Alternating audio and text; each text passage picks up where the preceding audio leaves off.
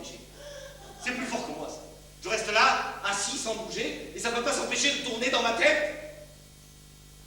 Des idées de scénario, comme si j'étais tombé dedans quand j'étais petit.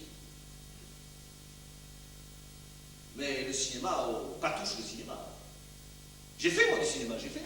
Enfin, un jour. Ils avaient besoin de quelqu'un pour étoffer un peu leur histoire. Pour étoffer, hein, pas pour étouffer. Hein, pour étoffer, là, parce qu'il fallait voir le scénario avant qu'il m'engage. Hein.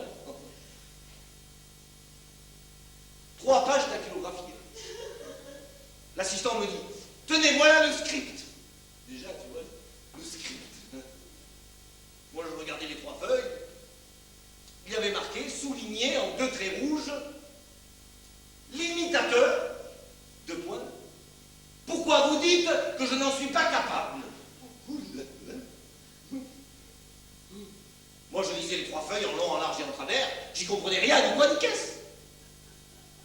Bon, j'attends qu'il y ait une pause. Des pauses, il y en a souvent. Enfin, ils ont toujours quelque chose à faire. Alors, j'agrippe l'assistant par la manche.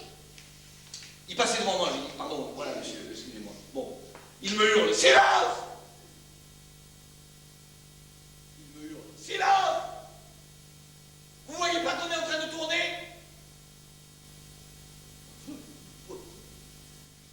Alors je me suis mis moi aussi à tourner un peu partout.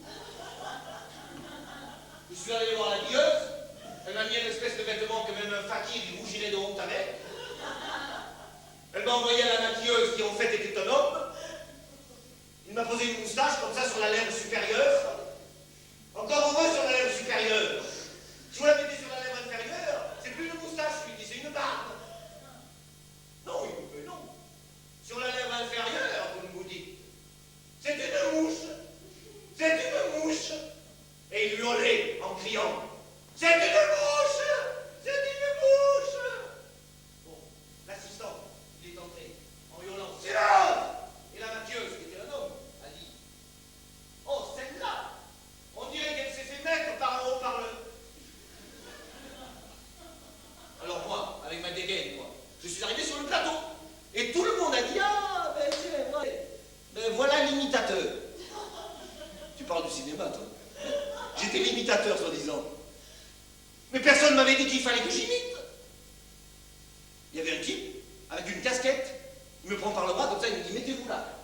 Mettez-vous là. Mais faites attention. Quand la caméra s'approchera juste à droite de vous, il faudra que vous vous baisiez. Alors j'ai bien pensé que c'était lui le metteur en scène, moi. Pardon, voilà. Monsieur, excusez-moi, voilà, bon, là, il a marqué l'imitateur, bon. Mais l'imitateur de quoi? Hop, le type il a fait, j'ai plus envie toute la journée. Et puis il y a un grand con, à un moment, qui est arrivé, et qui m'a dit, et celui-là, que vous avez choisi, et qui n'est même pas capable d'imiter un éléphant. Alors tout le monde m'a regardé. Et bien sûr, moi, pour lui prouver le contraire, je me suis mis à barrir. La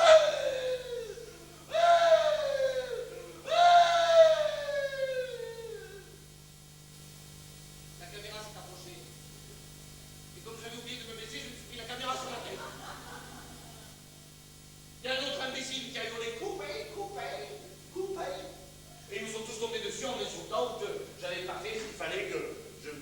Alors je vais te dire, le cinéma, je connais le cinéma. Je connais le cinéma. S'il y en a un qui est bien placé pour connaître le cinéma, je connais le cinéma.